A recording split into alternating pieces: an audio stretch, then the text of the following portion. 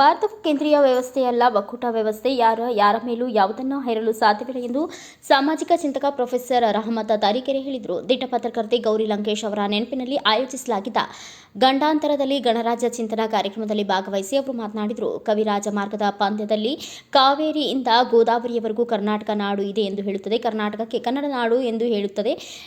ಕನ್ನಡ ನಾಡಿಗೆ ಸಂವಿಧಾನ ಯಾವುದು? ಪರಧರ್ಮ, ಪರ ವಿಚಾರಗಳನ್ನು ಸಹಿಸುವುದೇ ಅದರ ನೀತಿ ಎಂದು ಪದ್ಯ ಹೇಳುತ್ತದೆ. ಈ ಒಂದು ಪದ್ಯ ಕರ್ನಾಟಕದ ಭೂಮಿ, ಜನರ ವಿಶಿಷ್ಟತೆ, ಹೆಸರು, ಇರಬೇಕಾದ ಪ್ರಮುಖ ನೀತಿಗಳ ಕುರಿತು ವ್ಯಾಖ್ಯಾನ ಮಾಡುತ್ತದೆ ಎಂದರು. ಭಾರತದ ಒಕ್ಕೂಟ ವ್ಯವಸ್ಥೆಯಲ್ಲಿ ಕರ್ನಾಟಕವು ಸದ್ಯ ರಾಜ್ಯವಾಗಿದೆ.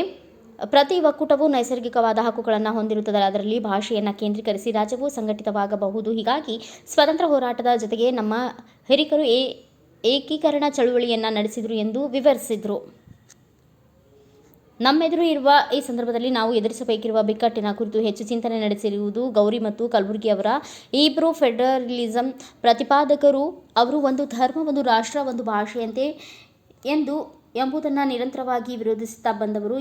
ಅವರ ಆಲೋಚನೆಗಳು ಅರ್ಥಪೂರ್ಣ ಪ್ರಜಾಪ್ರಭುತ್ವವನ್ನು, ಅರ್ಥಪೂರ್ಣ ಭಾರತವನ್ನು ಹಾಗೂ ಅರ್ಥಪೂರ್ಣ ಸಂವಿಧಾನದ ವ್ಯಾಖ್ಯಾನವನ್ನು ಹುಡುಕುತ್ತಿದ್ದವು. ಆ ಕಾರಣಕ್ಕಾಗಿಯೇ ಗೌರಿ ಹತ್ಯೆಯಾದರೂ ಅವರು ಪ್ರತಿಪಾದಿಸಿದ ಮೌಲ್ಯಗಳನ್ನು ನಾವು ಚರ್ಚಿಸುವ ಅಗತ್ಯವಿದೆ ಎಂದರು.